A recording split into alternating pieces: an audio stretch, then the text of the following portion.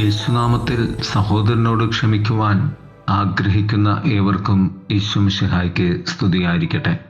തിരുസഭ ഇന്ന് അത്ഭുത പ്രവർത്തകനായ പാദുവയിലെ വിശുദ്ധ അന്തോനീസിൻ്റെ തിരുനാൾ കൊണ്ടാടുകയാണ്. ഏവർക്കും ഈ തിരുനാളിൻ്റെ അനുഗ്രഹ ആശംസകൾ നേരുന്നു. തിരുസഭ മാതാവ് ഇന്ന് നമുക്ക് നൽകുന്ന വചനധ്യാനം മത്തായിയുടെ സുവിശേഷം 5-ാം അധ്യായം 20 മുതൽ 26 വരെയുള്ള വാക്യങ്ങളാണ്. നിങ്ങളുടെ നീതി ഫരിസേയരുടെയും നിയമജ്ഞരുടെയും നീതിയെ അതിലംഘിക്കുന്നില്ലെങ്കിൽ നിങ്ങൾ സ്വർഗരാജ്യത്തിന് അർഹരാകുകയില്ല. കൊല്ലരുത് എന്ന് പൂർവികരോട് പറയപ്പെട്ടിട്ടുള്ളത് നിങ്ങൾ കേട്ടിട്ടുണ്ടല്ലോ. കൊല്ലുന്നവൻ ന്യായവിധിക്ക് അർഹനാകും. എന്നാൽ ഞാൻ നിങ്ങളോട് പറയുന്നു, തൻ്റെ സഹോദരനോട് കോപിക്കുന്നവൻ ന്യായവിധിക്ക് വിധേയനാകും. 3 ചിന്തകളാണ് സുവിശേഷത്തിന് നിദാനമായി നിലകൊള്ളുന്നത്. ഒന്നാമതായി, വേഗത്തിൽ പരിഹരിക്കുക.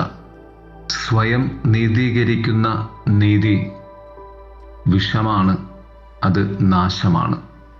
ഏതൊരു പാപത്തെയും പോലെ അത് നമ്മെ വ്യക്തിപരമായ നന്മയിലേക്കും തൻ്റേതു തന്നെയായുള്ള സത്യത്തിലേക്കും തൻ്റേതായ സ്നേഹത്തിലേക്കും അന്ധരാക്കിയേക്കാം. എനിക്ക് വേണ്ടിയുള്ള നന്മയും എനിക്ക് വേണ്ടിയുള്ള സത്യവും എനിക്ക് വേണ്ടിയുള്ള സ്നേഹവും എപ്പോഴും സ്വാർത്ഥതയുടേതും പാപപങ്കിലവും ആണ്. അങ്ങനെ ഉള്ളതിൽ യഥാർത്ഥമായ സ്നേഹവും ദൈവപദ്ധതിയും സഹോദര സ്നേഹവും ഇല്ല എന്നത് തന്നെ കാരണം. കർത്താവായ യേശുനാഥൻ ഇന്ന് സുവിശേഷത്തിൽ നമ്മളുടെ വ്യക്തിപരമായ പ്രശ്നങ്ങളെ സ്വയം പരിഹരിക്കേണ്ടതെങ്ങനെയെന്ന് നമ്മോട് ആഹ്വാനം ചെയ്യുകയാണ്. കൊല്ലരുത് എന്ന പാപത്തിന് തത്തുല്യമായി കർത്താവ് പറഞ്ഞു വെക്കുന്നത് നിന്റെ സഹോദരനോട് കോപിക്കുന്നതും സഹോദരനെ ഭോഷ എന്ന് വിളിക്കുന്നതും വിഡ്ഢി എന്ന് വിളിക്കുന്നതും കൊല്ലുന്നതിന് തുല്യമായ പാപത്തിൻ്റെ തലമായി കർത്താവ് വ്യാഖ്യാനിക്കുകയാണ്. ഈ 3 പ്രവൃത്തികളും നമ്മെ, നമ്മുടെ ആത്മാവിനെ, മറ്റുള്ളവരുമായുള്ള ബന്ധത്തെ കൊല്ലുന്നതിന് തുല്യമാണ്. അതിനാൽ നീ മരിക്കാതിരിക്കുവാൻ, മറ്റുള്ളവർ നീയുമായുള്ള ബന്ധത്തിൽ ദൈവവുമായുള്ള സ്നേഹബന്ധത്തിലും മരിക്കാതിരിക്കുവാൻ നാം നമ്മിൽ കൊല്ലേണ്ട 3 കാര്യങ്ങളാണ് ഇവ. ആത്മാവിൻ്റെ ഫലം സമാധാനമാണ്. മറ്റുള്ളവരിൽ നിന്നുള്ള സ്നേഹം തടയാൻ നാം തീരുമാനിച്ചാൽ നമുക്ക് സമാധാനമില്ല. നാം മനുഷ്യരായതിനാൽ ഈ വിധത്തിൽ പ്രലോഭിക്കപ്പെടുമ്പോൾ നാം ആശ്ചര്യപ്പെടേണ്ടതില്ല.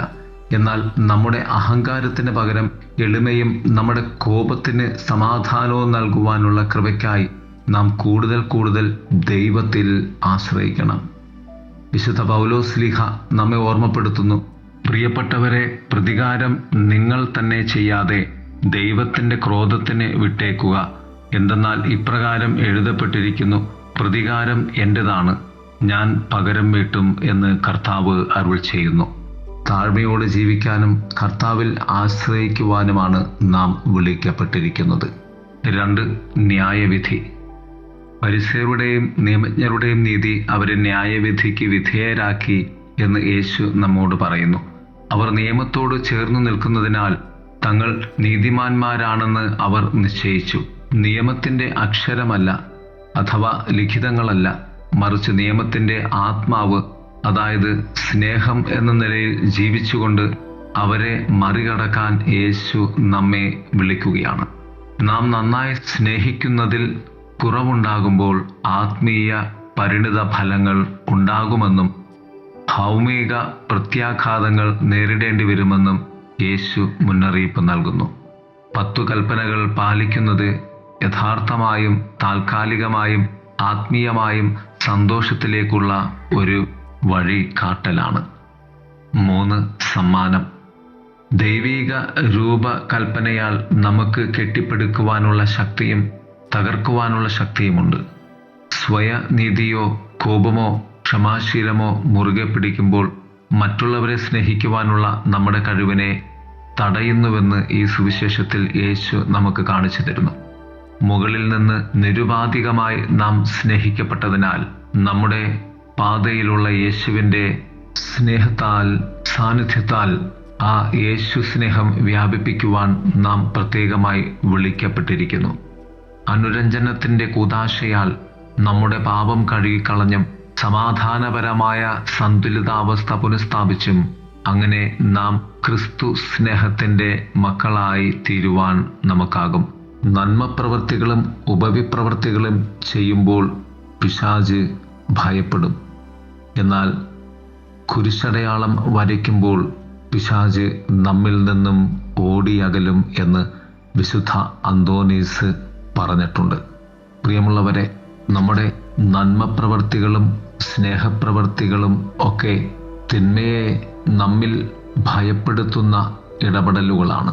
എന്നാൽ കുരിശടയാളം വരച്ചുകൊണ്ട് നാം നമ്മുടെ ജീവിതത്തിലെ സർവ്വതിനെയും അകറ്റി നിർത്തി ദൈവത്തിന് വേണ്ടി നമ്മെ സമർപ്പിക്കുമ്പോൾ നിത്യമായും പിശാച് നമ്മിൽ നിന്നും ഭയപ്പെട്ട് ഓടി അകലും എന്ന്. നമ്മുടെ വ്യക്തിബന്ധങ്ങളും സ്നേഹബന്ധങ്ങളുമൊക്കെ കുരിശടയാളം വരച്ച് സ്നേഹത്തിൻ്റെ, ദൈവത്തിൻ്റെ ബന്ധങ്ങളാക്കി തീർക്കുവാൻ നാം പരിശ്രമിക്കേണ്ടതുണ്ട്.